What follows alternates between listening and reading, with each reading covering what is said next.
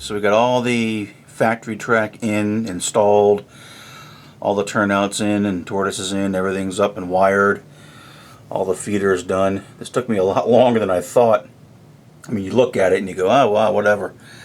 A little bit of track and a couple turnouts and some Tortoises, but this took a long time.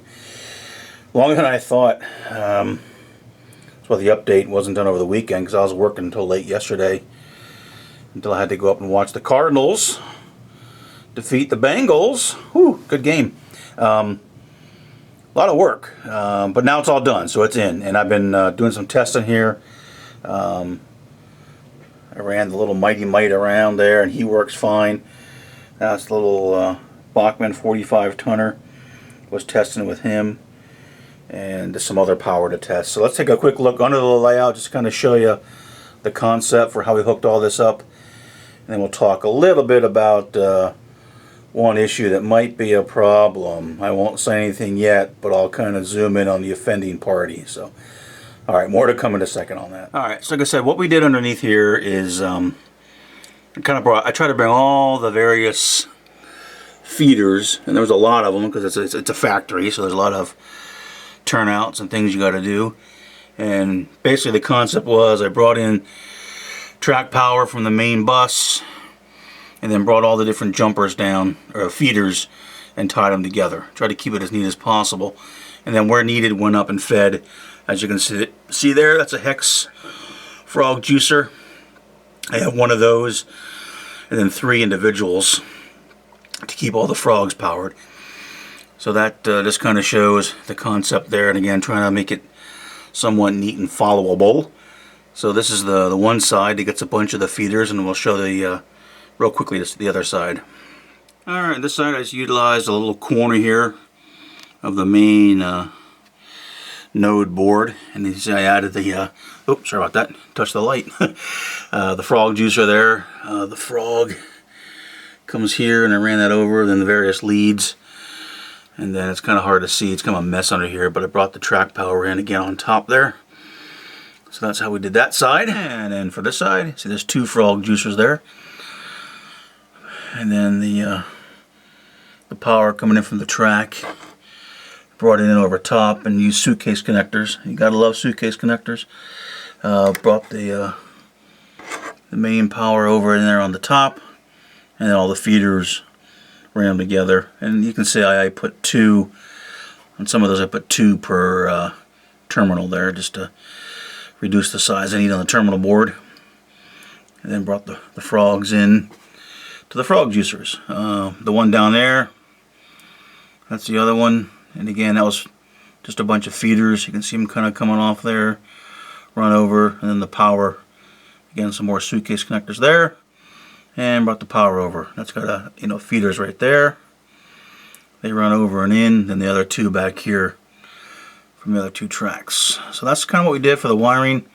That's an old terminal board that was actually broken on the one side, so I just kind of salvaged the 4 screws there and said, well, I'll use it because it's under the layout and not a big deal, as opposed to just using a 2 terminal board.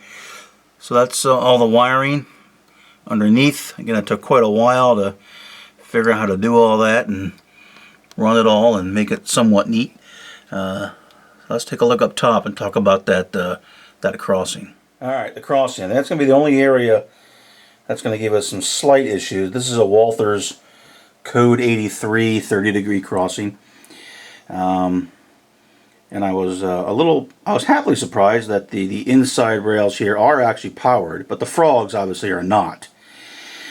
And if you're running larger power, such as a 4-axle or obviously a 6-axle, which I don't plan to use it here, I was running around just to test it.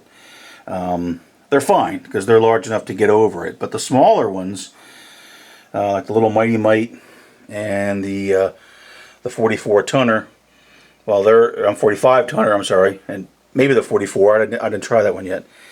The wheelbase is so small that it'll basically get in here and be, on both the insulated areas. So that's something we're going to have to work with. The little Mighty Mite, if I speed him up and really crank him up, he'll kind of get over it. At slow speed, he won't. He'll stop. and the 45 tonner. I'll kind of show you what the crew might be able to do to make him get across. Not totally prototypical, but it seems to work. So let's see if I can do this here and show you how we can get him across. All right, so we're bringing the little guy out, and I'm running him a little bit faster than I like. But all right, so he's going nice and slow at about 12, 13 on the throttle here. And everything's worked good. You know, I ran even a little guy. I ran him around all the frogs, and everything seems to hold power quite well. But getting him to go across this is a little bit of an adventure. In that, you know, normally you're going to be switching pretty slow here in the factory. But one thing I found that if you kind of give him a little bit of a running start, kind of get him cranked up, he makes it over. And of course you got to slow him down again because that's his crazy talk there. Now if you try to do it slowly and bring him over at, you know, kind of the speed that you might actually be switching at, maybe a little bit faster, you'll see that he just won't make it over that crossing. So he'll probably die when he gets right about the middle of it. Yeah, see right there, his wheelbase is just a little bit too short to get across it. So you have to, like I said, kind of give him a little running start, and then if you're going to get him through there, you get him through and he starts going again. So not the best situation, but we'll have to live with it. But at least it does work, and everything's wired up, and all the powers work, and I had no short circuits. And again, if I ever wanted to switch with a larger 4-axle, or maybe even a switcher, but I'm not really planning to. The intent was not to switch this with, you know, certainly not 6-axle power, but with these little, you know, plant power locos here. So, yeah, I'll try the 44 tonner, see how it works. But it appears we have somewhat of a workaround, except for the little track mobile. He just is just too small. Although if I crank him up, he can make it, but he's really, really cruising. And it probably wouldn't look very good, especially if you're moving a car or two around. But with the smaller ones, the 45 tonner, 44 tonner, might be able to make it work. Got a little bit of a bump in speed to do it. And these little switchers, then you get across, and it's kind of fun. I did run the 6-axle power back there on the outside track, and woohoo, that's a tight radius. But again, it's not meant for larger power.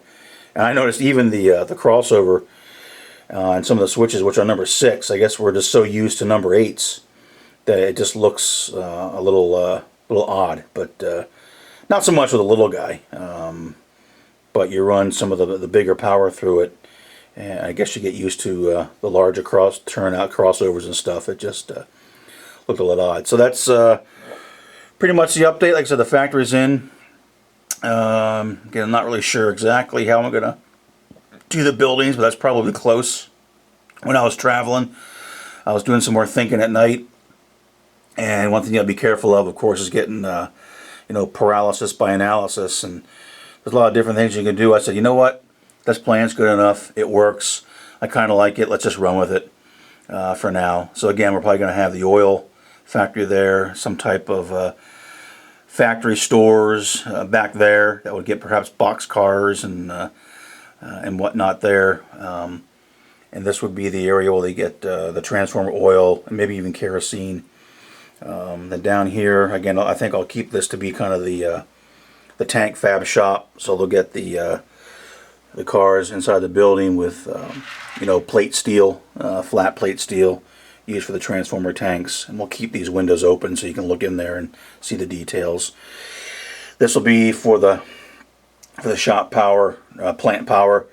Might put one of the little Pike stuff, little tiny, you know, single stall engine sheds there, because GE does tend to take care of their motive power, so they would keep it inside somewhere and maybe shorten it a little bit, just to fit the small stuff.